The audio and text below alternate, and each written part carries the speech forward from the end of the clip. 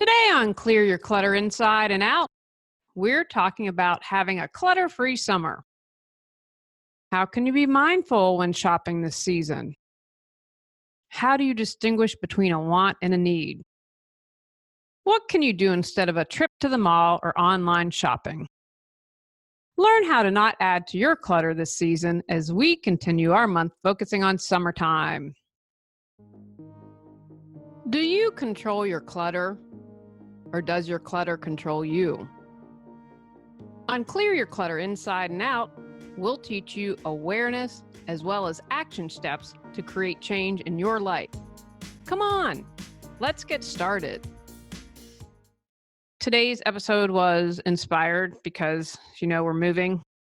I'm pre-recording all of this a little bit early, and in a month we move. 4 weeks from tomorrow, lots going on. And I'm downsizing a lot, and I keep on top of everything and go through everything we own every year, and I still feel like we have a ton of stuff. We take an annual trip to the beach with my family. I don't bring anything back.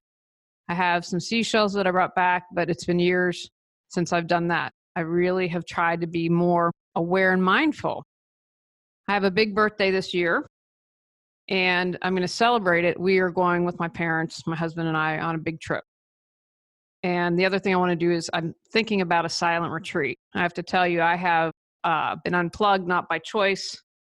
My husband is great, but tried to fix the iPad Mini 4 screen. And just so you know, if you have a screen 4, it's much different from the 3 earlier versions. So anyway, I've been unplugged for 5 or 6 days, but work's on there. And it's been a gentle reminder that I need to unplug more. So I'm hoping also to go on a retreat to celebrate the birthday. But when we go to the trip in the fall, I always like street art because I love having reminders of traveling and buying consumables.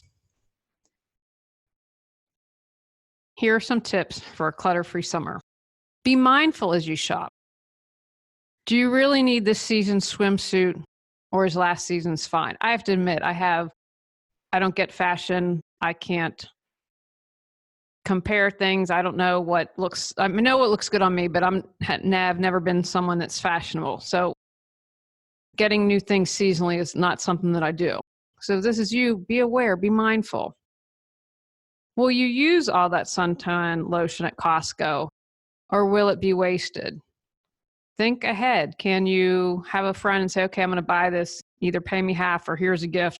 I know it'll come around in some other way. Instead of purchasing new patio furniture, can you look for it at an estate sale? Really be aware of what you're buying, especially if your routine is to buy new stuff every year. That's what you have to become aware of. And as you are shopping, look at your habits. Becoming more aware in general, like, do I really need this swimsuit? Will I use all the suntan lotion? Is it a want or a need? That's a question to begin with. And really examine this. Don't just kind of go through the motions, but become mindful. Do you really love it? If you don't look like $1,000 or feel like $1 million in that swimsuit, do you want to buy it? Do you even like it? Do you need it? If you lost it, would you buy the exact same thing? Instead of throwing that on sale item in your cart or filling up your bags with 10 for 10, really ask, debate, and listen to yourself. Now, again, if you do this out loud, they might want to commit you, but have a conversation in your head. Find support if you need it. I have joked before about leopard print. I have to watch out. I'm a lot better than I used to be because I know, okay, this is danger zone. I have to be really aware when looking at this. So have a game plan. Have a list when you go to shop. Ask yourself questions. Have a support buddy if you need it. Ask yourself, do you really need more clothes? Beach towels. Think of the things that you typically buy for the summer. Can you get by on a couple pair of shorts? Pay attention this summer. Do you wear the same 2 or 3 shorts over and over again because you love them? Or are you have 10 pairs of shorts and don't wear 5 of them? This is a time to pay attention. Now, a good thing about being organized, you'll have them all on one plate and you can say, oh gosh, I didn't realize I had all these shorts, and now I'll know what I'm wearing and what I'm not. So train yourself to ask if something is a want and the need. Now, most of our basic needs are things like food, shelter, medicine, and that's pretty easy to distinguish that, right? Now, we could even get into the debate about food. I think most of us get our needs met, but food can sometimes be a want. I desire a piece of chocolate. So get in the habit of that. Stuff like haircuts are probably considered a need for most of us. Most of the other things are wants. Do you really need a new set of sheets, or do you want it because it happens to be in your favorite color? Do you really need to put out and get a new frame for another photograph of your kids or your trip? Or is it what you want to do? Do you really need your hair colored? I could argue that point either way. And I'm going with yes, I really do need my hair colored. I'm not ready to go gray, guys. I'll be the first one to admit it. But begin to ask yourself these questions when you go to buy. Just don't mindlessly throw everything in the cart. And if you want to be super awesome about it, like keep a list of what you buy. I met a woman at the garage sale who figures out what she needs for the year, and then she said pays pennies on the dollar. And I thought, wow, that's pretty smart. So begin to question yourself more. Some people mistakenly believe that you're either born organized or you aren't. Not true. Getting organized and clearing clutter, as well as learning to be more mindful and aware, is a skill that you can learn and will support you your entire life. Julie Coraccio's online classes and online workshops are friendly and conversational. Each class also contains action items for you to implement once you've completed the class. Visit reawakenyourbrilliance.com to learn more. Books. Instead of going to a trip to the mall, I joined a book club this year. That's one thing I'm really going to miss. And once I get settled in my new town, one of my goals is to start a book club. And so I'm hoping to do that in January 2020. Can you believe we're almost in 2020? That's even crazy. That seemed ages ago when we thought about the year 2020. I'll have to look back and see what people are predicting because we're probably way off on that. But instead of a trip to the mall, can you read more? And instead of just buying books, can you go to the library and then, or maybe someone buys and you pass along to others? My mom has a group of friends and they pass along books, and it's really kind of cute. They initial it and sometimes write comments, but they recycle the books. And she bought a few and got me hooked on a new author, Harlan Coben. I guess you'd say like psychological thrillers, mysteries. Anyway, I really like him. And so after I read them, I just donated it to the library. I get library books all the time. They have a huge sale twice a year. So I put it back into circulation that way. One thing that I'm hoping to do, although we'd have to get it approved with HOA, is I wanted Tony to build one of those cute little lending libraries. Of course, I haven't asked him, and I'm working on a cat house, but that's something that I would like to bring to our community. So instead of a trip to a mall or spending a couple hours online, can you take a cooking class? Learn a new language. If you're going overseas, sometimes even in your own backyard, learn a new language. Perhaps you could spend time volunteering or with an elderly relative. One of the things I'm most grateful for, when I was out in California, I was super close to my grandmother, and that was probably what I felt the most guilt about because I couldn't see her as often because she was in West Virginia. And a nice woman my age moved next door to my grandmother, and she'd spend time with her, and I'm so appreciative of that.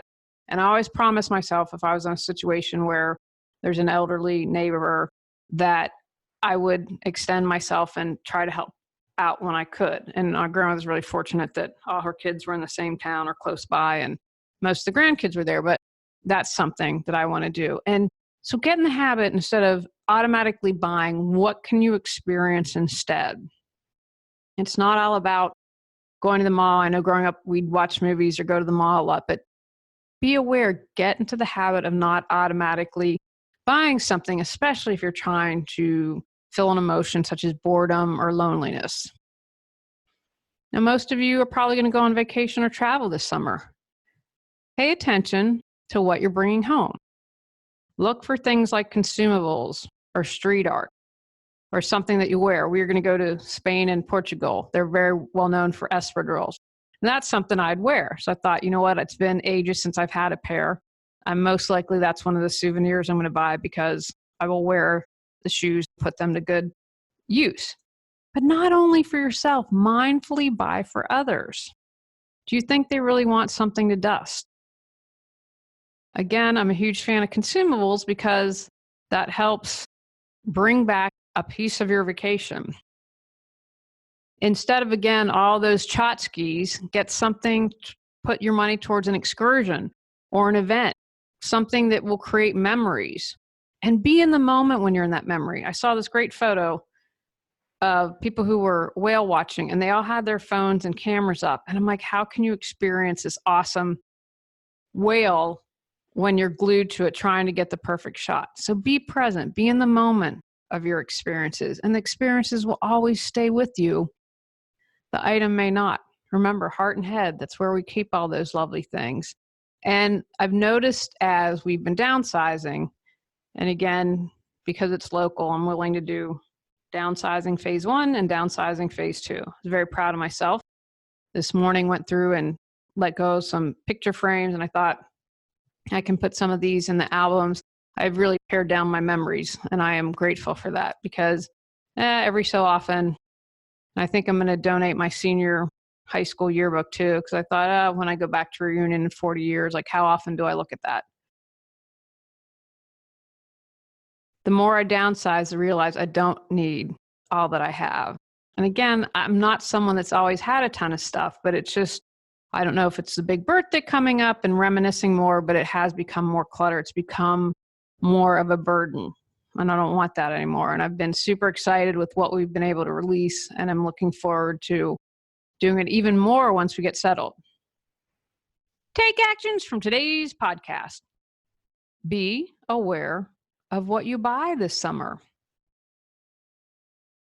Ask yourself if it is a want or a need. Consider reading books, learning something new, or spending time with someone as a summer item instead of shopping. Carefully select what you buy on vacation. On next month's episode, we're talking about word up. Go out, clear your clutter to create the life you choose, deserve, and desire. When you clear your clutter, you can share your gifts with the world. Sign up for our free newsletter at reawakenyourbrilliance.com. If you've enjoyed Clear Your Clutter Inside and Out, please rate, review, and share us.